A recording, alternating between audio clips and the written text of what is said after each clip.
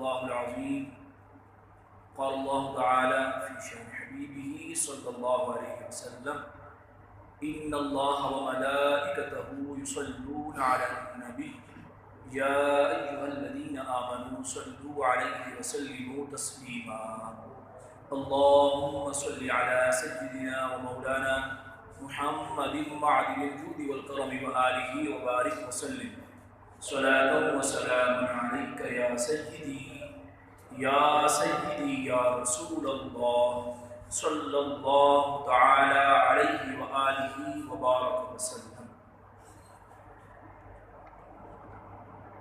سورۃ البقرہ، اس کی آخری 3 آیات یہ ہمارا آج کا موضوع ہے۔ یہ آیات بڑی عظیم الشان ہے۔ اس کا عنوان، بلکہ ایک عنوان نہیں، اس میں کئی عنوانات ہیں، اور ان کی یہ 3 آیات آپ سنیں گے جو اس میں آخری 2 آیات ہیں۔ یہ وہ آیات ہیں کہ ہمارے آقا صلی اللہ علیہ وآلہ وسلم نے ارشاد فرمایا کہ یہ سورۃ البقرہ کی آخری 2 آیات اللہ رب العزت نے مجھے اپنے عرش کے خزانوں میں سے عطا فرمایا۔ اتنی عظیم الشان یہ آیات ہے۔ آئیے اس کی تفہیم حاصل کرتے ہیں، ان میں اللہ رب العزت نے کیا ارشاد فرمایا اور ہمارے لیے اس میں سیکھنے کی کیا کیا باتیں۔ یہ بات یاد رکھیں کہ جب بھی ہم کوئی قرآن پاک کی آیت لیں گے اور اس کا ترجمہ اور تفسیر بیان کی جائے گی تو الحمدللہ ہم قرآن سیکھ رہے ہیں۔ یہ یقین رکھیں کہ الحمدللہ ہم قرآن سیکھ رہے ہیں جو اللہ رب العزت نے اپنے پیارے حبیب صلی اللہ علیہ وسلم کے قلب اطہر پر نازل فرمایا ہے، اور یہ قرآن ہمارے لیے ہے۔ الحمدللہ جمعہ کے خطبہ میں ہمیں قرآن مجید فرقان حمید کی 1، 2 یا 3 آیات سیکھنے کا الحمدللہ موقع ملا، یہ سعادت حاصل ہے۔ اللہ رب العزت ان پر عمل کرنے کی توفیق عطا فرمائے اور انہیں یاد رکھنے کی توفیق عطا فرمائے۔ اللہ رب العزت ارشاد فرماتا ہے سورہ بقرہ کی آیت نمبر 284، للہ ما فی السماوات وما فی الارض، جو کچھ آسمانوں اور زمین میں ہے سب کا مالک اللہ ہے، سب کا مالک اللہ ہے۔ ہم نے کہا کہ یہ میرا مکان ہے، یہ پلاٹ میرا ہے، یہ دیکھیے کہ میرا فارم ہاؤس ہے، یہ یہاں سے لے کر یہ وہاں تک میری زمین ہے، یہ میرا مربع ہے، یہ میری فیکٹری ہے، یہ میری دکان ہے، یہ میرا کارخانہ ہے، یہ میری گاڑی ہے، یہ میرا ہے، یہ میری ہے، یہ میرا ہے، یہ میری ہے۔ کیا ہے؟ کس کا ہے؟ للہ ما فی السماوات وما فی الارض، جو کچھ زمین و آسمان میں ہے سب کچھ اللہ کا ہے۔ میں ہوں، میں ہوں، میں ہوں، میں کس کا ہوں؟ اللہ رب العزت۔ میں اپنی جان کا مالک ہوں، اپنے جسم کا مالک ہوں؟ نہیں۔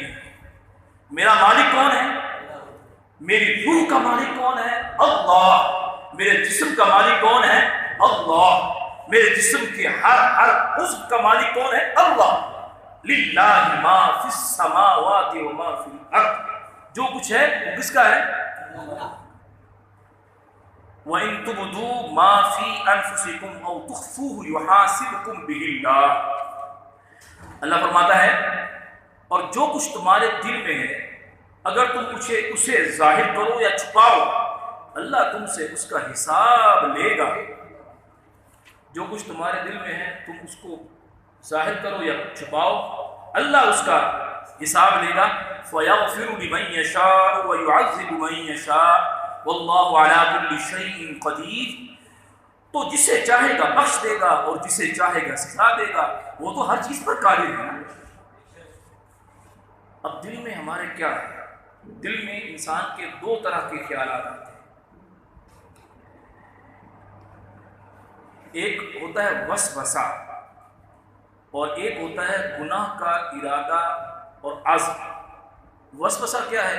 کوئی خیال ایسے ذہن میں آیا اور اچانک آ رہا ہے اور نہ چاہتے ہوئے ہے، ہم چاہ نہیں رہے تھے. ایک تو ہوتا ہے انسان سوچ رہا ہوتا ہے کسی کے بارے میں، برائی کے بارے میں غور خوض کر رہا ہوتا ہے، برے خیالات لا رہا ہوتا ہے. نہیں، بغیر اس کے ارادے کے، بغیر اس کی کوشش کے جو اچانک وسوسے آ رہے ہوتے ہیں، یہ وسوسے شیطان کی طرف سے ہوتے ہیں. تو جو وسوسہ ہوتا ہے اس پر مواخذہ نہیں، یعنی پکڑ نہیں ہے. حضور نبی کریم رؤوف الرحیم صلی اللہ علیہ وسلم نے ارشاد فرمایا کہ میری امت کے دلوں میں جو وسوسے آتے ہیں اللہ تعالیٰ ان سے تجاوز فرماتا ہے جب تک کہ وہ انہیں عمل میں نہ لائیں یا انہیں اپنے کلام میں نہ لائیں. کوئی برا خیال آیا، جب تک وہ اس پر عمل نہیں کر لے گا پکڑ دیں گے. تو خیال آیا اسے وسوسہ کہتے ہیں، اور وسوسہ کس کی طرف سے ہوتا ہے؟ شیطان کی طرف سے. ہاں، برائی کا ارادہ ذہن میں خیال آیا، اب اس نے ارادہ کر لیا کہ میں یہ برائی کروں گا اور پختہ عزم کر لیا، اور اس کے لیے اسباب بھی میسر تھے. اب اس پہ پکڑ ہے. شیخ محقق شاہ عبد الحق محدث دہلوی رحمۃ اللہ تعالی علیہ فرماتے ہیں جو برا خیال دل میں بے اختیار اور اچانک آ جاتا ہے اسے حاجز کہتے ہیں. حاجز. اور یہ آیا اور چلا گیا، پچھلی امتوں پر بھی معاف تھا اور ہم پر بھی معاف ہے. اور جو دل میں باقی رہ جائے لیکن گناہ کرنے کا ارادہ نہ ہو تو یہ پچھلی امتوں پر معاف نہیں تھا، ہم پر معاف ہے. سبحان اللہ، اللہ کا کتنا فضل ہے. جو چیز پچھلی امت پر معاف نہیں تھی ہم پر معاف ہے. کون سا؟ کہ خیال آیا اور رہ گیا تو وہ بھی معاف ہے. ہاں، خیال آیا، اس نے خیال کو رہنے دیا اور برائی کا ارتکاب کا پختہ ارادہ کر لیا تو اس پر پکڑ ہے. اللہ تبارک و تعالی ہمیں اس سے محفوظ رکھے. یہاں ایک شرعی مسئلہ اس کے ضمن میں مفتی صاحب لکھتے ہیں کہ اگر کوئی شخص یہ ذہن میں لے کے آئے، ارادہ کرے کہ فلاں وقت میں 2 سال بعد، 5 سال بعد، 10 سال بعد میں کافر ہو جاؤں گا، یہودی ہو جاؤں گا، معاذ اللہ، میں نصرانی ہو جاؤں گا، میں قادیانی ہو جاؤں گا، معاذ اللہ، مجھے ویزا مل جائے، اگر مجھے کہا جائے کہ اپنا مذہب قادیانی شو کر دو تو میں کر دوں گا، اگر دل میں آئے اس کے اور یہ اس کا ارادہ ہے. تو جب وہ کرے گا تب کافر نہیں ہوگا، ابھی کافر ہو گیا، دار اسلام سے اسی وقت خارج. بعض لوگ کہتے ہیں نا مجھے فلاں ملک کا ویزا مل جائے، UK کا ویزا مل جائے، اگر وہ کہیں گے تمہارا مذہب وہ اس کو ملے گا جو اس میں لکھے گا کہ میں جیوش ہوں، میں کرسچن ہوں، میں قادیانی ہوں، تو ویزا مل جائے گا. معاذ اللہ. اگر کسی نے یہ ارادہ کیا، کسی کے ذہن میں ہوا اور اچھا وہ یہ کہہ رہا کہ میں ہوں تو مسلمان لیکن کوئی بات نہیں لکھ دوں گا، علماء فرماتے ہیں وہ کافر ہو گیا، دار اسلام سے خارج. اللہ رب العزت ہمیں محفوظ رکھے. اللہ اکبر. یہاں دیکھیں منہاج العابدین میں ایک بڑی پیاری بات لکھی ہوئی ہے اسی کانٹیکسٹ میں، یعنی شیطان جو ہے وسوسے ڈالتا ہے اور شیطان سے ہمیں لاپرواہ نہیں ہونا چاہیے. ہم کہتے ہیں میں تو نماز پڑھتا ہوں، تہجد گزار ہوں، اشراق بھی پڑھتا ہوں، چاشت بھی پڑھتا ہوں، اوابین بھی پڑھتا ہوں، میں تو جی اتنی مرتبہ فلاں اذکار کرتا ہوں، تو مجھ پر شیطان کہاں حملہ کرے گا. سنیے، امام محمد بن محمد غزالی رحمۃ اللہ تعالی علیہ منہاج العابدین میں آپ کیا فرماتے ہیں کہ حضرت یحییٰ بن معاذ رازی رحمۃ اللہ تعالی علیہ فرماتے ہیں کہ شیطان فارغ ہے اور تم مشغول و مصروف ہو. سنیے میرے ان الفاظ پر توجہ کیجیے. وہ کیا فرماتے ہیں؟ شیطان فارغ ہے اور تم کیا ہو؟ مصروف اور مشغول ہو. شیطان تمہیں دیکھتا ہے مگر تم اسے نہیں دیکھ سکتے. شیطان تمہیں دیکھتا ہے اور تم اسے نہیں دیکھ سکتے. تم شیطان کو بھولے بیٹھے ہو مگر وہ تمہیں برائی میں مبتلا کرنے سے نہیں بھولا. اس کا تو کام ہے یہ، ان کو بھٹکانا ہے، بھٹکانا ہے. تمہارا نفس خود تمہارا دشمن اور مخالف ہے اور شیطان کا مددگار ہے. شیطان اس کا مددگار ہے. دیکھو باہر شیطان ہے، اندر کیا ہے؟ نفس. شیطان دشمن، نفس بھی دشمن، گھر کے اندر بھی دشمن، گھر اور اس کی ہلاکت و بربادی سے بچنا بہت مشکل ہے. بہت کتنی سخت جنگ ہے. دشمن ایک دشمن ہے، نظر آ رہا ہے، بندہ اس کے خلاف حفاظتی اقدامات کرتا ہے. دشمن بھی ہو، دشمن بھی بڑا قوی ہو، ہم اپنے حساب سے بات کرتے ہیں، اللہ کے مقابل نہیں، اپنے حساب سے. تو دشمن ایسا ہو اور نظر بھی نہ آتا ہو، اس کے باہر بھی نظر نہ آتے ہو، اور دشمن باہر بھی ہو اور گھر کے اندر بھی ہو، تو اب انسان کو کتنے اقدامات کرنے چاہیے، کتنی کوشش کرنی چاہیے، کتنی آنکھیں کھول کے رکھنا چاہیے. اب کرونا نے تو ہمیں بہت کچھ سکھا دیا. ہم اس کے ایک پہلو دیکھتے ہیں، ایسے ہے نا، ظاہری پہلو دیکھتے ہیں کہ احتیاط کیجیے، سوشل ڈسٹینس ہونا چاہیے، ماسک کا استعمال کریں، یہ تھوڑا قریب نہ بیٹھیں، دور دور بیٹھیں، بلکہ مصافحہ، معانقہ، یہ ساری چیزیں کافی دنوں سے ختم ہو چکی ہیں. احتیاطی تدابیر اختیار کی جا رہی ہیں. لیکن دیکھیں یہ تو اس کا ظاہری معاملہ ہے، لیکن باطنی طور پر کرونا نے ہمیں یہ بتایا ہے کہ دیکھو یہ تو تم موت سے بھاگنے کی کوشش کر رہے ہو کہ میں مر نہ جاؤں، تم اس کے لیے اقدامات کر رہے ہو. وہ شیطان تو ہر وقت ہر لمحہ تمہارے ساتھ ہے. ہم نے سنا کرونا چائنا میں آ گیا، یہاں ہم نے کام شروع کر دیا احتیاطی تدابیر، اب پاکستان میں آ گیا، اب لاہور میں آ گیا، اب کراچی میں، پورا سندھ، پورا پنجاب، اب جی ملتان میں آ گیا، ملتان کے فلاں فلاں علاقے یہ lockdown, smart lockdown شروع ہو گیا فلاں فلاں. اور ہم نے یہاں پر ابھی ہمارے علاقے میں ویسے سمجھانے کی بھی بات کر رہا ہوں، ہمارے اڑوس پڑوس گلی محلے خاندان برادری میں دور دور تک نام و نشان نہیں ہے، لیکن ہم کتنے کانشیس ہیں.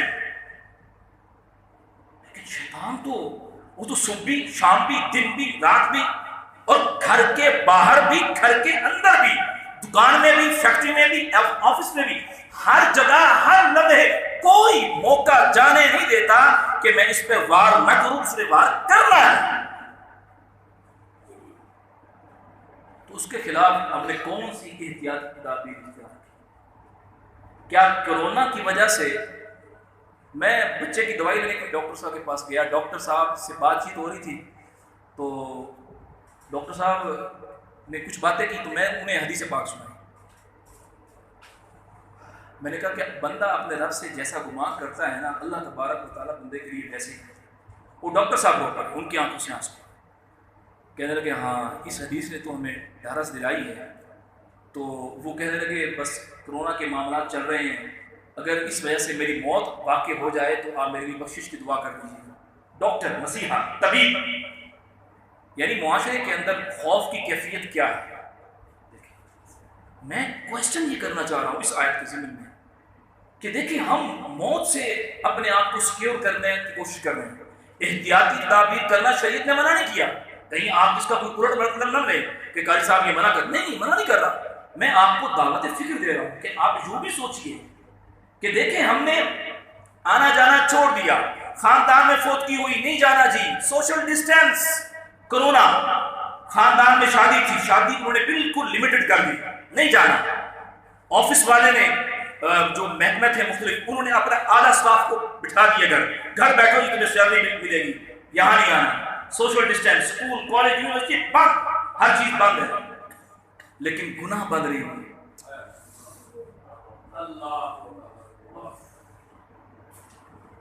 لمحہ فکری ہے، گناہ بند نہیں ہوئی. دکان بند ہوئی، فیکٹری بند ہوئی، بلکہ ہمارے پاکستان میں، دنیا میں تو حال ہی کچھ اور ہے نا، پاکستان کی بند ہوئی. پاکستان میں مساجد بند ہوئی، جمعے بند ہوئے، نمازیں بند ہوئی، لیکن گناہ بند نہیں ہوئے. حرم بند ہو گیا. حرم اس وقت، میں کل کی رپورٹ بتا رہا ہوں آپ کو، کل کے دن تک مکہ المکرمہ میں کرفیو تھا، اور وہاں پر حرم میں تو نماز ہو رہی ہے لمیٹڈ انداز میں، لیکن حرم کے حدود میں جتنی مساجد ہے ساری بند ہے. اور حرم کے اندر باہر سے جو وہاں پر رہنے والے ہیں وہ حرم کے اندر بھی آ سکتے ہیں. لیکن مسلمانوں یہ تو غور کرو کہ موت کے ڈر سے ہر چیز تم نے اختیار کی، احتیاطی. اپنے ایمان کو بچانے کے لیے کیا کیا؟ ایمان سب سے قیمتی ہے. جان چلی جائے گی، جان نے تو جانا ہی ہے، ڈیفینیٹ ہے. ہر چیز میں اختلاف ہو سکتا ہے، لیکن موت ایسا ایک اٹل حقیقت ہے، اس میں اختلاف نہیں ہے. جو آیا ہے سب اس پر متفق ہیں، مسلم نان مسلم، ہر مذہب کا جاننے والا اس بات پہ متفق ہے کہ یہ اٹل حقیقت ہے کہ ہم نے مرنا ہے، مرنا ہے. تو جس نے تو آنا ہے اس کے لیے تو ہم نے اتنی بھی اختیار کی. لیکن جو سب سے قیمتی شے ایمان ہے، ایمان. ایک شخص ساری زندگی بھوک اور افلاس کے ساتھ زندگی گزارتا رہا اور بدن پر لباس بھی پورا نہیں تھا، اس کا اپنا گھر بھی نہیں تھا، فٹ پاتھ پر سوتا رہا اور بمشکل چند لقمے اس کو میسر آئے. ساری زندگی دکھوں کے اندر، غموں کے اندر گزاری اس نے ساری زندگی، لیکن مرتے ہوئے ایمان لے کے چلا گیا، وہ کامیاب ہے.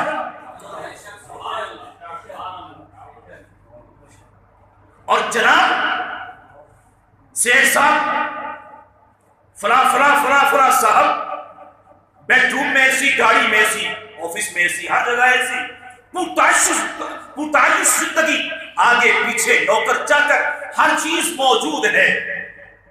کوارنٹائنز کیسے ہو رہے ہیں آپ ذرا حالات کو دیکھیں.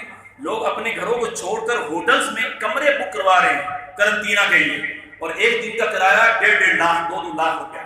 15 دن کے لیے کوارنٹائنز ہونے کے لیے بڑے بڑے شہروں کے اندر ہوٹل کے رومز بک کیے جا رہے ہیں. اور ڈاکٹر نے کہا کہ پلازما کے ذریعے سے وہ علاج ہوگا جو روح صحت ہو گیا ہے. اور جو لوگ روح صحت ہوئے ہیں، رب کا شکر ادا کرے، رب نے زندگی دی ہے، صحت مل گئی ہے، کتنی بڑی نعمت ہے صحت. وہ اپنا پلازما 5 لاکھ 8 لاکھ 10 لاکھ میں بیچ رہے ہیں.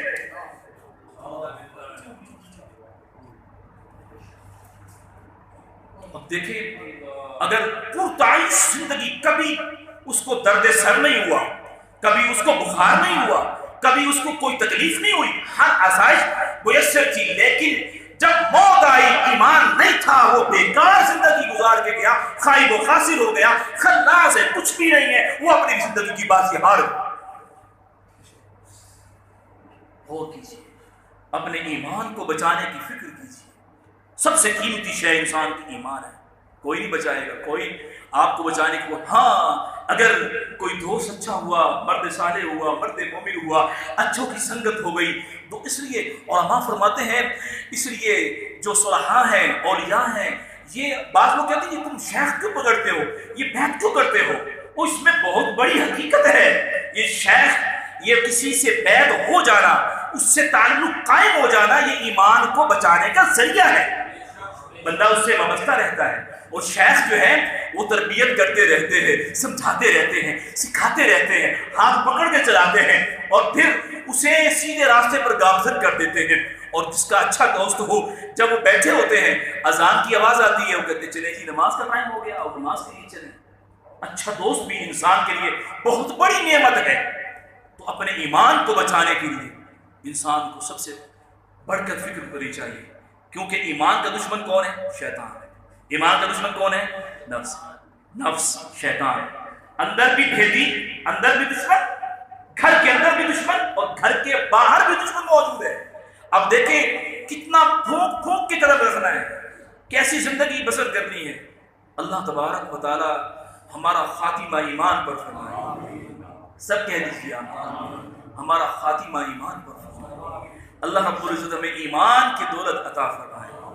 تو ایمان بچ گیا تو بس پھر کامیاب ہو گئے، اور قبر بھی روشن ہو گئی، اور آخرت میں بھی میرے آقا صلی اللہ علیہ وسلم کے لواء الحمد تلے جگہ مل جائے گا انشاءاللہ. تو یہ ایک آیت ہماری ہوئی، اور باقی 2 آیات انشاءاللہ آئندہ جمعہ اس کو ہم بیان کریں گے. تو بات چل رہی تھی کرونا کے حوالے سے. تو دیکھیں یہ ہمیں اللہ تبارک و تعالیٰ نے ہمیں دکھایا ہے، اس کو ہم یوں لیں کہ اللہ رب العزت ہمیں دکھاتا ہے کہ ان اللہ علی کل شیء قدیر، بے شک اللہ ہر چیز پر قادر ہے۔ میں چاہوں تو پوری دنیا کو جام کر دوں، پوری دنیا کو، پورے نظام کو روک دوں، ہے نا۔ اور اس میں ہمارے لیے ایک بڑا سبق ہے، وہ لوگ جو دین کی خاطر ایک دن کے لیے بھی اپنی فیکٹری، اپنا کارخانہ، اپنا آفس، اپنی دکان، اپنی شاپ، اپنا بزنس، اپنا کاروبار بند نہیں کرتے، نقصان ہو جائے گا۔ کتنا عرصہ کاروبار بند رہا، اب بھی 2 دن ہفتے میں، اور وہ بھی لمیٹڈ ٹائم ہے، پابندی ہے نا کتنی۔ تو اسی طرح ہمیں سوچنا چاہیے کہ ہم ان قوانین کی پابندی تو کر رہے ہیں، رب نے بھی کچھ چیزیں مجھ پر فرض کی ہیں، اس کی بھی پابندی مجھے کرنی چاہیے۔ ہمارے ایک نمازی بڑی پیاری بات کر رہے تھے، وہ کہہ رہے تھے کہ قاری صاحب دیکھیں یہ ہم کتنے غافل ہیں، اللہ تعالیٰ نے اس کو دیکھو، سوچنے کا ایک انداز ہوتا ہے۔ ایک دیکھیں، ایک درس میں نے آپ کو پیش کیا اور اس کے کئی پہلو نکلتے ہیں، تو وہ کہہ رہے ہیں کہ قاری صاحب دیکھیں، اگر اس کو یوں سوچیں کہ اللہ تعالیٰ نے ہمیں یہ موقع دیا ہے، تمہارے پاس 1 مہینہ 2 مہینہ 3 مہینے ہیں، فارغ ہو گھر میں بیٹھے، بندے لگا ہم فارغ ہیں جی، کیا کریں، پتنگ بازی نہ کریں تو کیا کریں، فارغ جو ہوئے، یہ فلم نہ دیکھیں تو کیا کریں، فارغ جو ہوئے، فلاں کام جو کر رہے ہیں کیا کریں، فارغ جو ہوئے۔ تو وہ کہنے لگے کہ کتنا دیکھیں ہمیں اللہ رب العزت نے موقع دیا ہے کہ ہم 1 مہینہ 2 مہینہ ہمیں فراغت ملے، جو ہماری نمازیں قضا ہوئی ہیں وہ ادا کر لیں۔